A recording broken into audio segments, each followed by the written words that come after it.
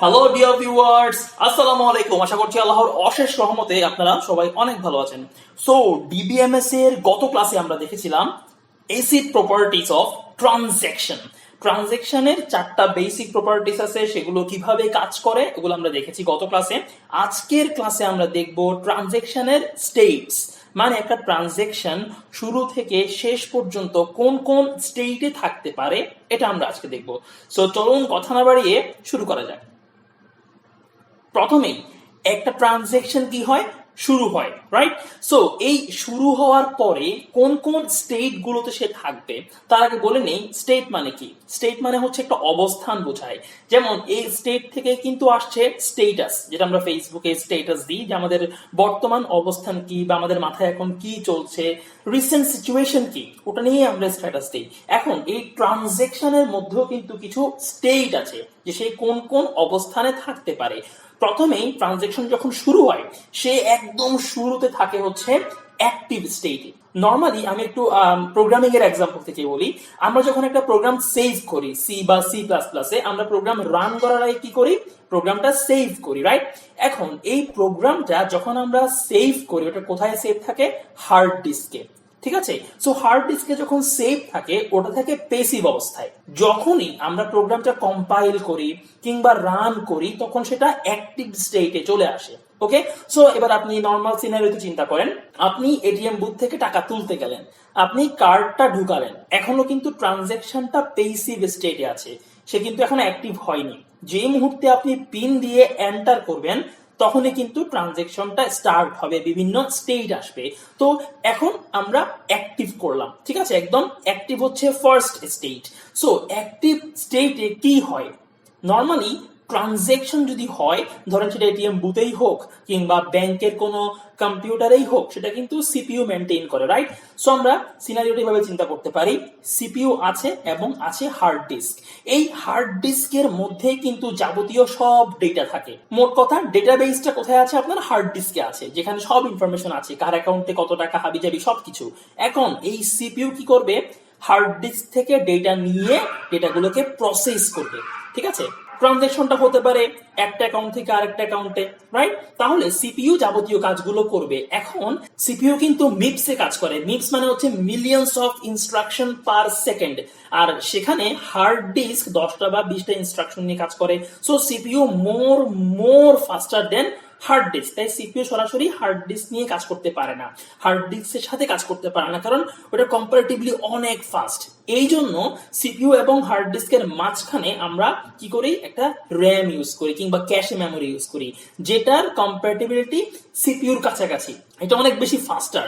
তাই সিপিইউ কি করে, র্যাম থেকে ডেটা নিয়ে কাজ করতে পারে। দ্যাটস ওয়াই আমরা যখন একটা প্রোগ্রাম রান করি, ওই প্রোগ্রামটা রান হয় র্যামে, কেননা হার্ড ডিস্ক থেকে সিপিইউ ভ্যালুগুলো নিয়ে কখনো ক্যালকুলেশন করতে পারবে না। সাপোজ আমি একটা প্রোগ্রাম করলাম যেখানে আমি এ আর বি যোগ করব, এখন এই যোগের কাজটা কে করবে, যোগের কাজটা বেসিক্যালি করবে সিপিইউ, কারণ সিপিইউ এর মধ্যে আছে এএলইউ, অ্যারিথমেটিক লজিক ইউনিট।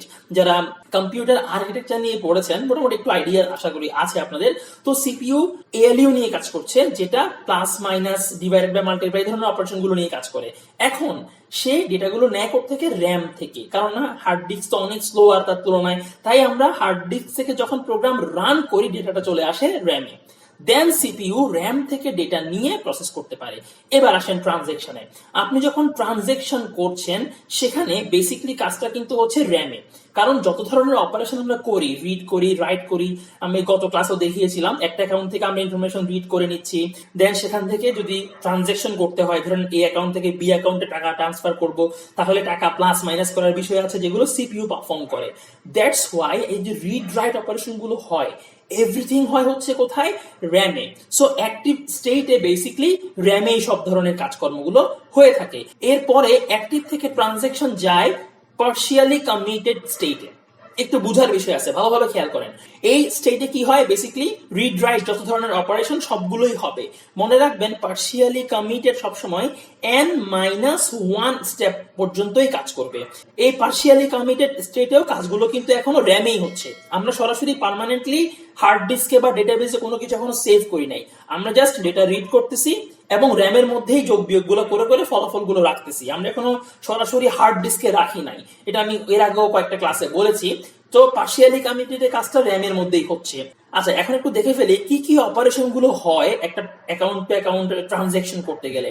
দেখেন, প্রথমে এ অ্যাকাউন্টের ভ্যালু আমরা রিড করি, দেন ধরেন এ থেকে আমি বিতে 1000 টাকা পাঠাবো, সো এ থেকে 1000 বিয়োগ করে দিচ্ছি, দেন এর ভ্যালুটা রাইট করে দিচ্ছি, দেন আবার বি এর ভ্যালুটা আমরা রিড করছি, কারণ আমি যেহেতু 1000 টাকা নিয়ে বিতে পাঠাবো, সো আমাকে আগে দেখতে হবে বি এর অ্যাকাউন্টে কত টাকা আছে, তার সাথে আমি 1000 যোগ করে দিব। সো আমি রিড করে নিয়ে আসলাম বি অ্যাকাউন্টের ভ্যালু, 1000 যোগ করে দিলাম, রাইট করে দিলাম। এই যে যাবতীয় কাজগুলো করলাম, এগুলো সব কিন্তু কোথায় হচ্ছে? র্যামে। প্লিজ এটা মনে রাখবেন, কাজগুলো যত ধরনের আপনি অপারেশন করেন সব হয় র্যামে। প্রোগ্রাম রান হওয়ার পরে এক্সিকিউশন স্টেটে এসে যা যা এক্সিকিউট করে সব হয় র্যামে, ঠিক আছে? এবার যখনই আমরা কমিট দিব, তারপরে এটা কমিটেড স্টেটে চলে যাবে। দেখেন, কমিটেড স্টেটে কখন যাবে? যখন আমরা ফাইনালি কমিট দিব। এই যে খেয়াল করেন, কমিট হয়ে গেলে কি হবে? এবার আমাদের ট্রানজেকশনটা কমিটেড স্টেটে চলে আসছে। দ্যাট মিনস এই যে আমরা অপারেশন গুলো করলাম, এ এর ভ্যালুকে 1000 কমাই দিলাম, বি এ 1000 যোগ করে দিলাম, সেগুলো পার্মানেন্টলি সেভ হয়ে যাবে হার্ড ডিস্কে, এবং যেটা আপনি আর চাইলেও রোল ব্যাক করতে পারবেন না, কারণ এটা পার্মানেন্টলি সেভ হয়ে গেছে, ট্রানজেকশন কমপ্লিট হয়ে গেছে। সো আমরা তিনটে স্টেট পেলাম। এখন কমিটেড স্টেটটা অ্যাকচুয়ালি কোথায় কাজ করে? যারা বুদ্ধিমান তারা কিন্তু বুঝে গেছে এটা কাজ করে কোথায়? হার্ড ডিস্কে। কারণ কমিট যখন আমি দিচ্ছি, ডেটাগুলো পার্মানেন্টলি হার্ড ডিস্কে সেভ হয়ে যাচ্ছে। ওকে, এতটুকু পর্যন্ত আশা করি ক্লিয়ার। এবার আসেন, কমিটেড এর পরের স্টেটটা কি? এটা হচ্ছে টার্মিনেটেড স্টেট। এই স্টেটে কি হয়? এতক্ষণ যে ট্রানজেকশন হলো, তারা কিছু রিসোর্স অ্যালোকেট করে বসে আছে। কারণ দেখেন, ডেইলি মিলিয়নস অফ ট্রানজেকশন হচ্ছে আশেপাশে সব জায়গাতে। এখন প্রত্যেকটা ট্রানজেকশনের জন্য আমাদের কিন্তু ডেডিকেটেড কোনো রিসোর্স নাই, আমরা রিসোর্স শেয়ারিং করে করে ট্রানজেকশন গুলো কমপ্লিট করি। তো একটা ট্রানজেকশন কমপ্লিট হওয়ার জন্য অনেক ধরনের রিসোর্স লাগতে পারে। সিপিইউ ইউজ হচ্ছে, র্যাম ইউজ হচ্ছে, রেজিস্টার ইউজ হতে পারে, ডাটাবেস ইউজ হচ্ছে, ব্যাকবোন ইউজ হচ্ছে, অনেক ধরনের রিসোর্স ইউজ হয় একটা ট্রানজেকশন পারফর্ম করার জন্য। তো যে মুহূর্তে ট্রানজেকশন পারফর্ম হয়ে গেল, ট্রানজেকশন শেষ, তখনই কি হয়? রিসোর্স গুলোকে ডি অ্যালোকেট করে দেয়, রিসোর্স গুলোকে খালি করে দেয়। যতটুকু জায়গা নিয়েছিল ট্রানজেকশন করার জন্য, ওই মেমোরিটা কি করে? ডি অ্যালোকেট করে দেয়, মানে খালি করে দেয়, যাতে এর পরে ট্রানজেকশনটা এই রিসোর্স গুলোকে ইউজ করতে পারে। ঠিক আছে? সো এই চারটা হচ্ছে মেইন স্টেজ, একদম ট্রানজেকশন শুরু থেকে শেষ পর্যন্ত। এবার আসেন, বাই এনি চান্স আপনার ট্রানজেকশনটা ফেইলও হতে পারে। ঠিক আছে? এখন ট্রানজেকশন ফেল কখন হতে পারে? জাস্ট নর্মালি চিন্তা করেন, আমরা কিন্তু ট্রানজেকশন করি, অ্যাকাউন্ট টু অ্যাকাউন্ট করি, বিকাশে আমরা ট্রানজেকশন করছি, হয়তো ব্যাংক থেকে টাকা আনছি নিজের বিকাশ অ্যাকাউন্টে, কিংবা কার্ড থেকে আনছি, তাই না? তো ট্রানজেকশন কিন্তু করছি আমরা। সো ফেল কখন হতে পারে? একদম শুরু থেকে আসেন, অ্যাক্টিভ স্টেট থেকেই আসেন। প্রথমেই অ্যাক্টিভ স্টেট থেকে ফেইল্ড হতে পারে কিভাবে? ধরেন আমি ট্রানজেকশন শুরু করলাম, কোনো কারণে আমার পিন ভুল হয়ে গেছে, কিংবা আমি ট্রান্সফার করতে গিয়ে নাম্বার ভুল বলে ফেললাম, সেক্ষেত্রে ট্রানজেকশন অ্যাক্টিভ থেকেই ফেইল্ড হয়ে যাবে। সে কিন্তু এই রিড রাইট অপারেশন গুলো করতে পারবে না, মানে শুরুতেই আপনি ফেল করে ফেললেন। কিংবা নেটওয়ার্ক এরর হতে পারে, হঠাৎ করে আপনার কানেকশন চলে গেল, ইন্টারনেট নাই, ট্রানজেকশন ফেল হতে পারে। অনেক ধরনের সিনারিও আছে ফেইল হওয়ার পিছনে আর কি। সো এটা একটা স্টেট, অ্যাক্টিভ থেকে আপনি ফেইল্ডও চলে আসতে পারেন, পার্শিয়ালি কমিটেডে গেল না, সরাসরি ফেইল্ড হয়ে গেল। কিংবা পার্শিয়াল কমিটেডে গেল, রিড করলো, রাইট করলো, সবকিছুই করলো, বাট কমিট এখনো করে নাই, একদম n-1 স্টেট পর্যন্ত এসেও সে কি করতে পারে? ফেইল করতে পারে। নর্মালি চিন্তা করেন, ধরেন আমি কার্ড টু বিকাশে টাকা আনছি আমার অ্যাকাউন্টে, আমার নাম্বার দিলাম, দেন হচ্ছে কার্ড সিলেক্ট করলাম, সবকিছু করে ফাইনাল স্টেপ কি? আপনার ওটিপি দেওয়া থাকে, রাইট? ওয়ান টাইম পাসওয়ার্ড যেটা আছে, ওই ওটিপি দিতে গিয়ে ধরেন আপনি ভুল করে ফেললেন, কিংবা ওদের একটা সময় থাকে 2 মিনিট বা 3 মিনিট, এর মধ্যে আপনি ওটিপি দিতে পারলেন না, তখন কি হয়? কিংবা আপনি ওটিপি দিয়েও দিলেন, এখন লোডিং হচ্ছে, ওখানে কিন্তু বলা থাকে please don't refresh this page, অথবা ব্যাক যাবেন না, তাহলে কি হবে? আপনার ট্রানজেকশনটা ফেইল হয়ে যাবে। এরকম কোন স্টেটে এসে যদি আপনি ব্যাক দিয়ে দেন, কিংবা রিফ্রেশ করে ফেলেন, কিংবা ওটিপি দিতে ভুল করেন, তার মানে কি? আপনি এগুলো সব করে ফেলেছেন, রিড রাইট সব শেষ, বাট ফাইনাল কমিটটা বাকি আছে, যেখানে আপনার ট্রানজেকশনটা 100% ওকে হয়ে যাবে। ওই মুহূর্তে এসে যদি ট্রানজেকশন ফেইল্ড হয়, তার মানে সেটা কমিটেডে গেলই না, সে পার্শিয়ালি কমিটেড থাকা অবস্থাতেই ফেইল্ডে চলে আসলো। তো ফেইল্ডে এই দুইভাবে আসতে পারে, অ্যাক্টিভ স্টেট থেকেও ফেইল্ড হতে পারে, আবার পার্শিয়ালি কমিটেড থেকেও আপনার ফেইল্ড হতে পারে। এখন আসেন, ফেইল্ড হলো, এরপরে কি হয়?